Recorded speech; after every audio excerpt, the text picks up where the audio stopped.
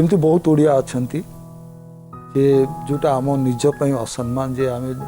जो मान को नहीं कि कहूँ जे सी आमर धरोहर सी आम संस्कृति बंचई आम भाषा बंचई जे घरे घरे परिचित जगन्नाथ दास जे जहाँ को पचारे ओडिया भागवत कथा सी कहे भावानुवाद कर भाषा अनुवाद करना भावानुवाद हूँ जगन्नाथ दास घरे घरे परिचित तांको समाधि जदि कौटी पचरा जाए कहींपारे तांको कहानी जदि पचरा जाए ताले कहींपारे बहु विस्मय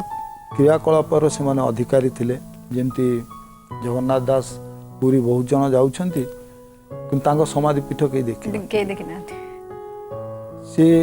जिते सात लहड़ी मठ बोली करते से मठर कौन महत्व कौन थिला जिते राजा तांको विदा कर देइछंती कार प्ररोचन हो बा कौनसी कारण पाई से समुद्र कूल छिड़ा समुद्र को निर्देश दौरान तू सात लहड़ी पछकू पला